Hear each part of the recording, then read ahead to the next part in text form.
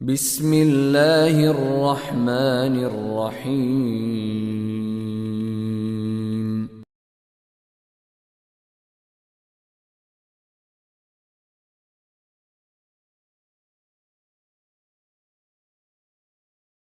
നിന്നും നമ്മെ കാത്തു സൂക്ഷിക്കുന്ന രക്ഷാകവചമായി അല്ലാഹു സുബ്ഹാനഹു വ തആല നമുക്ക് പഠിപ്പിച്ചു തന്ന ഒരു കാര്യമാണ് 3 അക്ഷരങ്ങളിൽ നമ്മൾ പറയുന്ന തഖ്വ എന്നുള്ള പദം.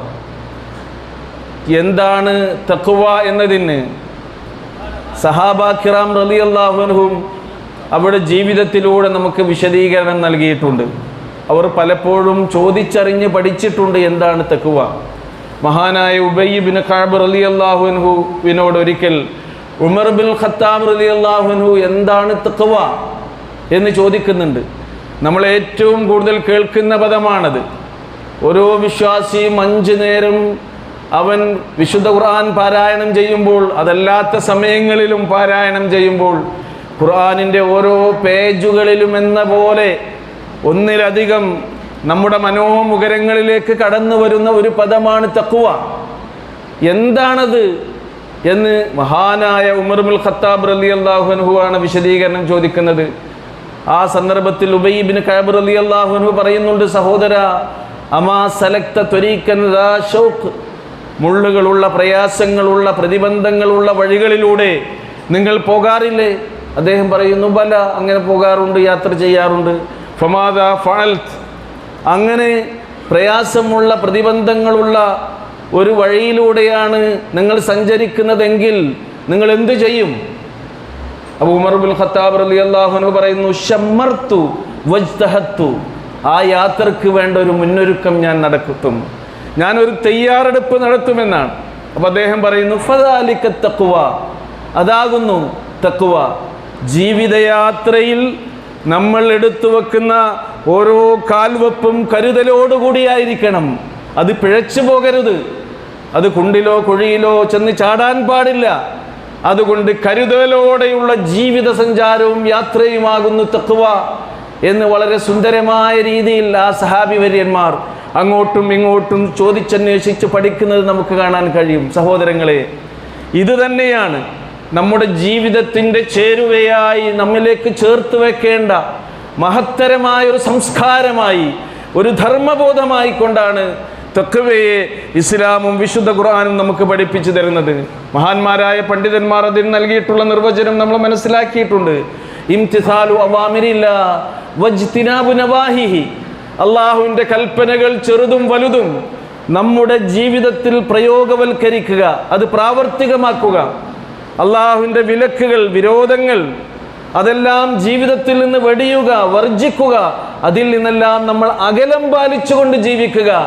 അത് ആരാധനാ കർമ്മങ്ങളിൽ മാത്രം പോരാ, നമ്മുടെ അനുഷ്ഠാനങ്ങളിൽ ഉണ്ടാകണം, നമ്മുടെ ആചാരങ്ങളിൽ ഉണ്ടാകണം, നമ്മുടെ സ്വഭാവങ്ങളിൽ ഈ തഖ്വാബോധം ഉണ്ടാകണം, നമ്മുടെ പെരുമാറ്റങ്ങളിൽ ഉണ്ടാകണം, നമ്മുടെ രഹസ്യവും പരസ്യവുമായ ജീവിത സന്ദർഭങ്ങളിലെല്ലാം തഖ്വ കടന്നു വരേണ്ടതുണ്ട്.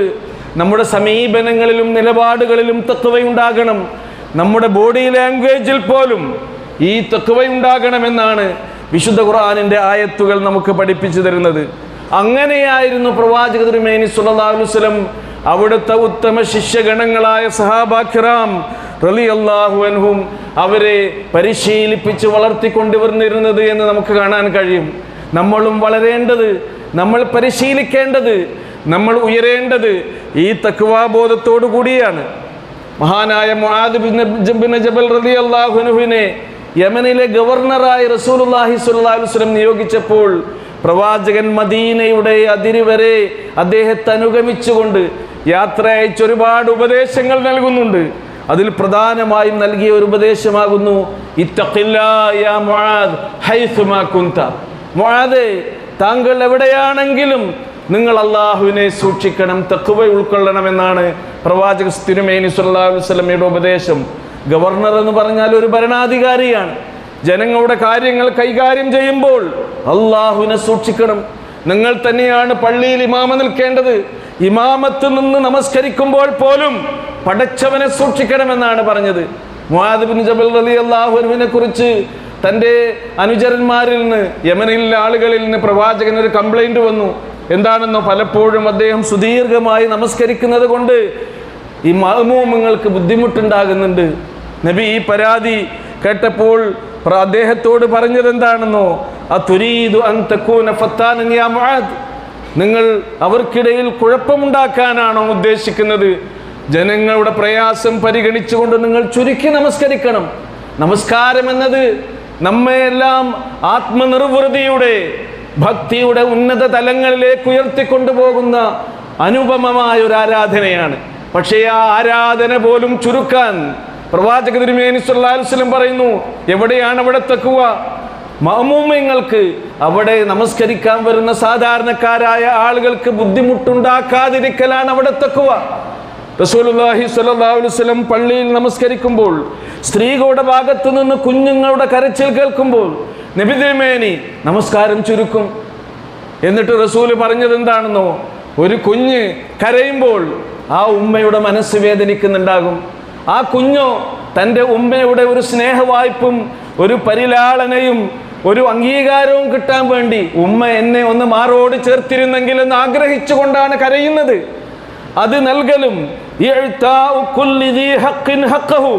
എന്തൊക്കെ അവകാശങ്ങളും ഹക്കുകളും ആർക്കൊക്കെ നമ്മൾ കൊടുക്കാനുണ്ടോ അതൊക്കെ കൊടുക്കുന്നത് തഖ്വയാണ് എന്നാണ് പ്രവാചക തിരുമേനി സല്ലല്ലാഹു അലൈഹി വസല്ലം അവിടെ പഠിപ്പിച്ചു തരുന്നത്.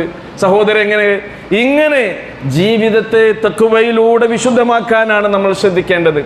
ജീവിതത്തിൽ പ്രത്യേകിച്ചും നമ്മുടെ സാമ്പത്തികമായ ഇടപാടുകളിൽ പ്രവാചക തിരുമേനി സല്ലല്ലാഹു അലൈഹി വസല്ലം മക്കയിൽ നിന്ന് മദീനയിലേക്ക് ഹിജ്റ വന്നപ്പോൾ അവിടെ അദ്ദേഹം കണ്ടിരുന്നത് അവിടെയുള്ള മാർക്കറ്റുകളും അവിടെയുള്ള അങ്ങാടികളും അവിടെ കച്ചവട ഇടപാടുകളും എല്ലാം തന്നെ പലിശയിൽ അധിഷ്ഠിതമായിരുന്നു, ഊഹക്കച്ചവടത്തിൽ അധിഷ്ഠിതമായിരുന്നു. കൊള്ളലാഭം എടുത്തിരുന്നു യഹൂദന്മാർ. കാരണം യഹൂദികളുടെ കയ്യിലായിരുന്നു അന്നത്തെ മാർക്കറ്റ്, മദീനയുടെ മാർക്കറ്റ്. പ്രവാചക തിരുമേനി സല്ലല്ലാഹു അലൈഹി വസല്ലം അതിൽ ഇടപെട്ടു. വിശുദ്ധ ഖുർആൻ അവതീർണമായി, വൈലുൽ ലിൽ മുത്തഫിഫീൻ അല്ലദീന ഇദാ കാലൂ അലൻ നാസി യസ്തൗഫൂൻ വഇദാ കാലൂഹും ഔ വസനൂഹും യുഖ്സിറൂൻ അലാ യളുന്നു ഉലൈക അന്നഹും മബ്ഊസൂന ലിയൗമിൻ അലീം. മരിച്ചു ചെന്നാൽ അള്ളാഹുവിൻ്റെ കോടതിയിൽ ഉയർത്തെഴുന്നേൽപ്പിക്കപ്പെട്ട് ഈ തെറ്റുകളെ കുറിച്ച് കുറ്റങ്ങളെക്കുറിച്ച് ഈ അപരാധങ്ങളെക്കുറിച്ചെല്ലാം തന്നെ ചോദ്യം ചെയ്ത് വിചാരണ ചെയ്യപ്പെടുന്നൊരു ദിവസം വരാനുണ്ട് എന്നവർക്ക് ഓർമ്മയില്ലേ? ഇതിൽ നിന്നൊക്കെ മടങ്ങണമെന്ന് പ്രവാചക തിരുമേനി സല്ലല്ലാഹു അലൈഹി വസല്ലം അവരെ പഠിപ്പിച്ചു. അങ്ങനെ ഇസ്ലാമികമായ ഒരു സംസ്കാരം വളർത്തിയെടുത്ത് മദീനയിൽ ഇസ്ലാമിക സംസ്കാരത്തിൻ്റെ കച്ചവടവും ആ മാർക്കറ്റും അവിടെ അത് പെട്ടെന്ന് വ്യാപകമായി. റസൂൽ ഒരിക്കൽ മദീന തെരുവീതിയിലൂടെ നടന്നു പോകുമ്പോൾ ഒരു കച്ചവടക്കാരൻ ധാന്യം വിൽക്കുകയാണ്. റസൂൽ കരീം സല്ലല്ലാഹു അലൈഹി വസല്ലം മുകളിൽ കയ്യിലെടുത്ത് നോക്കി, ധാന്യം നല്ല ഉണങ്ങിയ ധാന്യമാണ്. റസൂൽ കൈ ആ ചാക്കിലേക്കൊന്ന് താഴ്ത്തി നോക്കി, താഴെ നനവുണ്ട്. റസൂലുള്ള ചോദിച്ചു, എന്താണിത്? നിങ്ങൾ നനഞ്ഞ ഈ ധാന്യമാണോ മുകളിൽ ഉണങ്ങിയത് വെച്ചുകൊണ്ട് ആളുകളെ പറ്റിക്കാൻ വേണ്ടിയാണോ ഇങ്ങനെയുള്ള കച്ചവടം നടത്തുന്നത്? മൻ ഖശാന ഫലൈസ മിന്നാ, വഞ്ചനയും ചതിയും നടത്തുന്നവൻ നമ്മളിൽപ്പെട്ടവനല്ല എന്ന് പറഞ്ഞുകൊണ്ട് പ്രവാചക തിരുമേനി സല്ലല്ലാഹു അലൈഹി വസല്ലം ജീവിതത്തിൻ്റെ എല്ലാ സന്ദർഭങ്ങളിലും നമ്മൾ പാലിക്കേണ്ട തഖ്വാബോധത്തെക്കുറിച്ച് നമ്മൾ ഉണർത്തുകയുണ്ടായി. പ്രത്യേകിച്ച് നമ്മുടെ സാമ്പത്തിക ഇടപാടുകളിൽ, കച്ചവടങ്ങളിൽ, അതുപോലെയുള്ള മറ്റു കാര്യങ്ങളിലൊക്കെ തഖ്വയെ നമ്മൾ സൂക്ഷിക്കണം. ആരാധനകളിൽ നമ്മൾ ശ്രദ്ധിക്കുന്നുണ്ട്, അതേപോലെ തന്നെ വസ്ത്രധാരണയിൽ നമ്മൾ ശ്രദ്ധിക്കുന്നുണ്ട്, മറ്റെല്ലാ കാര്യങ്ങളിലും ശ്രദ്ധിക്കുന്നുണ്ട്. പക്ഷേ പണത്തിൻ്റെയും ഇടപാടുകളുടെയും കാര്യങ്ങൾ വരുമ്പോൾ അവിടെയാണ് നമ്മുടെ തഖ്വ ശരിക്ക് നമ്മൾ പ്രകടിപ്പിക്കേണ്ടത് എന്നാണ് ഇമാം ഗസാലിയെ പോലെയുള്ള മഹാത്മാക്കൾ നമ്മെ ഉണർത്തിയിട്ടുള്ളത്. അദ്ദേഹം പറയുന്നുണ്ട്, ലാ യഗുറൻക മിനൽ മർഇ ഖമീസുൻ റഖഅ ഔ ഇസാറുൻ ഫൗക കഅബിസ് സാഖി മിൻഹു റഫഅ ഔ ജബീനുൻ ലാഹ ഫീഹി ആസറുൻ ഖദ് ഖുലിഅ വലദ ദിർഹമി ഫൻദുർ വയഹു വറഅ. ഒരു മനുഷ്യന്റെ നെറ്റിത്തടത്തിൽ തിളങ്ങി നിൽക്കുന്ന, ഉയർന്നു നിൽക്കുന്ന നമസ്കാരത്തഴമ്പ് കണ്ട് അദ്ദേഹം തഖ്വയുള്ളവനാണ് എന്ന് നിങ്ങൾ വിചാരിച്ചു പോകരുത്. എന്നാൽ തഖ്വയുള്ളവർക്ക് ആ അടയാളം ഉണ്ടായേക്കാം. അതേപോലെ തന്നെ അദ്ദേഹം നെരിയാണിക്ക് മുകളിൽ കയറ്റി ഉടുത്തിട്ടുള്ള വസ്ത്രം കണ്ടുകൊണ്ട് അത് അയാളുടെ തഖ്വയുടെ അടയാളമാണെന്ന് നിങ്ങൾ തെറ്റിദ്ധരിക്കരുത്. അദ്ദേഹം ധരിച്ചിട്ടുള്ള തുന്നിക്കൂട്ടിയ കണ്ടം വെച്ച കുപ്പായം കണ്ട് അദ്ദേഹത്തിന് തഖ്വയുണ്ട് എന്ന് നിങ്ങൾ തെറ്റിദ്ധരിക്കരുത്. അതൊക്കെ തഖ്വയുടെ ഭാഗമായി ഉണ്ടായേക്കാം. പക്ഷേ നിങ്ങൾ ശ്രദ്ധിക്കേണ്ടത് വലദദ്ദിർഹമി ഫൻദുർ, ഒരു മനുഷ്യനുമായുള്ള സാമ്പത്തിക ഇടപാടിൽ അയാൾ കൃത്യത പാലിക്കുന്നുണ്ടോ, സൂക്ഷ്മത പാലിക്കുന്നുണ്ടോ, ഹക്കും ബാത്തിലും നോക്കുന്നുണ്ടോ എന്ന് നോക്കിയിട്ടാണ് ഒരാളുടെ ഭക്തിയും വിഭക്തിയും നിങ്ങൾ അളന്നു നോക്കേണ്ടത് എന്ന് പറഞ്ഞിട്ടുണ്ടെങ്കിൽ സഹോദരങ്ങളെ, ഇത്തരത്തിലുള്ള ഒരു തഖ്വാ ജീവിതമാണ് നമ്മൾ വളർത്തിയെടുക്കേണ്ടത്. അല്ലാഹു സുബ്ഹാനഹു വ തആല നമ്മെ എല്ലാവരെയും അനുഗ്രഹിക്കുമാറാകട്ടെ. അഖൂലു ഖൗലി ഹാദാ വസ്തഗ്ഫിറുല്ലാഹ ലീ വലക്കും വലിജമീഇൽ മുസ്ലിമീന വൽ മുഅ്മിനീന മിൻ കുല്ലി ദംബ് ഫസ്തഗ്ഫിറൂഹു ഇന്നഹു ഹുവൽ ഗഫൂറുർ റഹീം.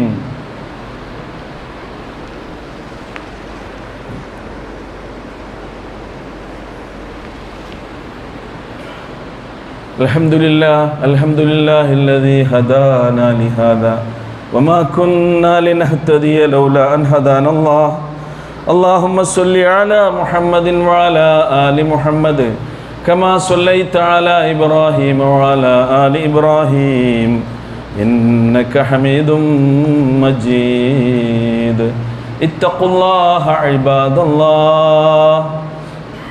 സ്നേഹാദരണീയരായ സഹോദരി സഹോദരന്മാരെ, ജഗന്നിയന്താവായ അല്ലാഹു സുബ്ഹാനഹു വ തആലയുടെ ആജ്ഞാ നിർദ്ദേശങ്ങൾ ജീവിതത്തിൻ്റെ എല്ലാ സന്ദർഭങ്ങളിലും പാലിക്കാനുള്ള മഹത്തായ തൗഫീക്ക് അല്ലാഹു സുബ്ഹാനഹു വ തആല നമുക്കെല്ലാവർക്കും നൽകി അനുഗ്രഹിക്കുമാറാകട്ടെ. ഈ സൂക്ഷ്മതാബോധം, തഖ്വാബോധം നമ്മൾ ജീവിതത്തിൽ പാലിക്കുകയാണെങ്കിൽ ദുനിയാവിൽ നിന്നും ആഖിറത്തിൽ നിന്നും അല്ലാഹു നമുക്ക് 7 ഉപകാരങ്ങൾ, അതിൻ്റേതായ ഗുണങ്ങൾ നൽകുമെന്ന് വാഗ്ദാനം ചെയ്യുന്നുണ്ട്. വിശുദ്ധ ഖുർആനിൻ്റെ ആയത്തുകൾ പാരായണം ചെയ്യുമ്പോൾ അതൊക്കെ നമുക്ക് കാണാൻ കഴിയും. ഒന്നാമത്തേത് എന്താണെന്നോ, വിശ്വാസികളെ എന്ന് വിളിച്ച് അള്ളാഹുവിൻ്റെ അരികിലേക്ക് നമ്മളെ ചേർത്തി നിർത്തി അള്ളാഹു പറഞ്ഞു തരുന്നൊരു കാര്യമുണ്ട്. യാ അയ്യുഹല്ലദീന ആമനൂ ഇൻ തത്തഖുല്ലാഹ യജ്അൽ ലക്കും ഫുർഖാന. അല്ലയോ സത്യവിശ്വാസികളെ, നിങ്ങൾ അള്ളാഹുവിനെ സൂക്ഷിക്കുകയാണെങ്കിൽ സത്യവും അസത്യവും വേർതിരിച്ച് മനസ്സിലാക്കാനുള്ള വിവേചന ശക്തി അവൻ നിങ്ങൾക്ക് നൽകുമെന്നാണ്. ഇതിനേക്കാൾ വലിയൊരു ഓഫർ ഒരു വിശ്വാസിക്ക് ഈ ദുനിയാവിൽ എന്താണ് വേണ്ടത് എന്ന് ആലോചിച്ച് നോക്കൂ. എന്താണ് തിന്മ, എന്താണ് നന്മ, എന്താണ് ധർമ്മം, എന്താണ് ധർമ്മം, എന്താണ് സത്യം, എന്താണ് സത്യം, എന്താണ് ഹക്ക്, എന്താണ് ബാത്തില്, ഏതാണ് സ്വർഗത്തിൻ്റെ വഴി, ഏതാണ് നരകത്തിൻ്റെ വഴി എന്ന് കൃത്യമായി നമുക്ക് ബോധ്യപ്പെടുത്തുന്ന വിധത്തിലുള്ള ഫുർഖാൻ, വിവേചന ശക്തി അല്ലാഹു സുബ്ഹാനഹു വ തആല നമുക്ക് നൽകും. അള്ളാഹുവിൻ്റെ ഏറ്റവും വലിയ കാരുണ്യമാണ് സഹോദരങ്ങളെ. ഒന്നാമത്തേത് അത് തന്നെ. ആർക്കത് അള്ളാഹു കൊടുക്കും? സൂക്ഷ്മതയോട് ജീവിക്കുന്ന അവൻ്റെ അടിമകൾക്ക് അത് കൊടുക്കുമെന്നാണ്. രണ്ടാമത്തേത് വമൻ യത്തഖില്ലാഹ യജ്അൽ ലഹു മഖ്റജ. എന്തൊക്കെ പ്രയാസത്തിലാ ദുനിയാവിൽ നമ്മൾ കഴിഞ്ഞുകൂടുന്നത്, നമ്മൾ അകപ്പെട്ടിട്ടുള്ള എന്തെന്തെല്ലാം ദുരിതങ്ങളുണ്ടോ, പ്രയാസങ്ങളുണ്ടോ, ബുദ്ധിമുട്ടുകളുണ്ടോ, കഷ്ടപ്പാടുകളുണ്ടോ, നിങ്ങൾ തഖ്വയുള്ളവരാണോ, അള്ളാഹു നിങ്ങൾക്ക് അതിനൊരു കരകയറ്റം, ഒരു മോചനം അവൻ നൽകും. മൂന്നാമത്തേതോ വമൻ യത്തഖില്ലാഹ യജ്അൽ ലഹു മിൻ അംരിഹി യുസ്റാ. നിങ്ങൾക്ക് എന്ത് പ്രയാസങ്ങളുണ്ടാകുമോ അള്ളാഹു അവൻ്റെ അദൃശ്യമായ ഭൗമികമായ സഹായത്താൽ അതൊക്കെ നിങ്ങൾക്ക് എളുപ്പമാക്കി തരുന്ന അള്ളാഹുവിൻ്റെ സമാവിയായ നസ്ർ നമുക്ക് കിട്ടാൻ നമ്മുടെ തഖ്വ കാരണമാകും എന്ന് വിശുദ്ധ ഖുർആൻ നമ്മോട് പറയുന്നു. വമൻ യത്തഖില്ലാഹ യർസുഖുഹു മിൻ ഹൈസു ലാ യഹ്തസിബ്. നമ്മൾ വിചാരിക്കാത്ത മാർഗത്തിലൂടെ അള്ളാഹു നമുക്ക് റിസ്ക് നൽകും. നമ്മളുടെ പ്ലാനും നമ്മുടെ പദ്ധതികളും അതേപോലെ തന്നെ നമ്മുടെ മുന്നൊരുക്കങ്ങളും ഒന്നുമല്ല ഇവിടെ നടക്കുന്നത്. അള്ളാഹുവിൻ്റെ പ്ലാനാണ്, അള്ളാഹുവിൻ്റെ മശീയത്താണ്, ദൈവഹിതങ്ങളാണ്. നമ്മുടെ കാര്യങ്ങളൊക്കെ എഡിറ്റ് ചെയ്യുന്നവൻ ജഗന്നിയന്താവായ മുദബ്ബിറുൽ ആലമായ അള്ളാഹുവാണ് എന്ന് വിശ്വസിക്കുന്നവനാണ് ഒരു വിശ്വാസി. നോക്കൂ നിങ്ങൾ, നമ്മൾ വിചാരിക്കാത്ത മാർഗത്തിലൂടെ അല്ലാഹു സുബ്ഹാനഹു വ തആല നമുക്ക് റിസ്ക് നൽകും. അഞ്ചാമതായി യുകഫിറു അൻകും സയ്യാത്തിക്കും വയഗ്ഫിർ ലക്കും. നിങ്ങളുടെ പാപങ്ങൾ പുറത്തു തരും, നിങ്ങളുടെ വീഴ്ചകളൊക്കെ അവൻ മായ്ച്ചു തരും. ആറാമതായി യുഅലിം ലഹു അജ്റാ. നിങ്ങളുടെ ഓരോ കർമ്മങ്ങൾക്കും മഹത്തായ പ്രതിഫലം നമ്മുടെ തഖ്വയുടെ അടിസ്ഥാനത്തിലാണ് പഠിച്ചോൻ നമുക്ക് പ്രതിഫലം നൽകുന്നത്. അഞ്ചാമതായി നമ്മളൊക്കെ ആഗ്രഹിക്കുന്ന ഈ ജീവിതം കൊണ്ട് നമ്മൾ ആഗ്രഹിക്കുന്നത് സ്വർഗലോകമാണ്. അള്ളാഹു വിശ്വാസികൾക്ക് വേണ്ടി ഒരുക്കി വെച്ചിട്ടുള്ള സ്വർഗം സ്വർഗത്തിന്റെ അവകാശികൾ ആരാണെന്നോ? ഇന്ന ലിൽ മുത്തഖീന മഫാസാ, മുത്തഖീങ്ങൾക്കാണ് വിജയത്തിന്റെ സങ്കേതമായ സ്വർഗം. വഉസ്ലിഫത്തിൽ ജന്നത്തു ലിൽ മുത്തഖീന ഗൈറ ബഈദ്, വിദൂരമല്ലാത്ത വിധം സ്വർഗലോകം മുത്തഖീങ്ങളുടെ അരികിലേക്ക് അടുപ്പിച്ചു കൊണ്ടുവരും അല്ലാഹു എന്ന് പറയുന്നു. നമ്മൾ അങ്ങോട്ട് പോകണ്ട, നമ്മുടെ അരികിലേക്ക് സ്വർഗം ഇങ്ങോട്ട് വരും. നമുക്ക് എന്തുണ്ടെങ്കിൽ ജീവിതത്തിൽ തഖ്വയുണ്ടെങ്കിൽ. അങ്ങനെ തഖ്വയെ ജീവിതത്തിൻ്റെ സംസ്കാരമായി, ശീലമായി, ജീവിതത്തിൻ്റെ സമ്പ്രദായമായി, ശിഷ്ടമായി ചേർത്ത് വെക്കാൻ അള്ളാഹു നമുക്ക് തൗഫീക്ക് നൽകി അനുഗ്രഹിക്കുമാറാകട്ടെ. റഹ്മാനായ നാഥ, ഞങ്ങളുടെ ജീവിതത്തിൽ ചെറുതും വലുതുമായ പാപങ്ങൾ അറിഞ്ഞും അറിയാതെയും രഹസ്യമായും പരസ്യമായും പറ്റിപ്പോയവ വന്നിട്ടുണ്ട്. നിന്റെ മഹളായ ഫള് കൊണ്ട് ഞങ്ങൾക്കതെല്ലാം നീ പുറത്ത് മാപ്പാക്കി തരണമേ. ഞങ്ങൾ മരണപ്പെട്ടു പോയ വാത്സല്യ നിധികളായിരുന്ന ഞങ്ങളുടെ മാതാപിതാക്കൾ, അടുത്ത ബന്ധുക്കൾ, പ്രിയപ്പെട്ടവർ, ഞങ്ങളുടെ ഉസ്താദുമാർ, ഞങ്ങൾക്ക് വേണ്ടപ്പെട്ടവർ എല്ലാവർക്കും മഗ്ഫിറത്തും മർഹമത്തും നൽകണമേ. അവരെയും ഞങ്ങളെയും നിന്റെ ജന്നാത്തുൽ ഫിർദൗസിൽ ഒരുമിച്ച് കൂട്ടണമേ.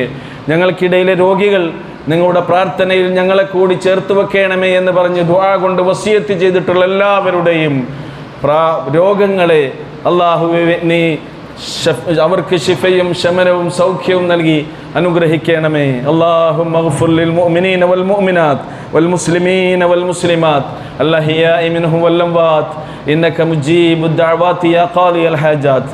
റബ്ബനാ ആതിനാ ഫിദ് ദുനിയ ഹസന വഫിൽ ആഖിറതി ഹസനതൻ വഖിനാ അദാബന്നാർ.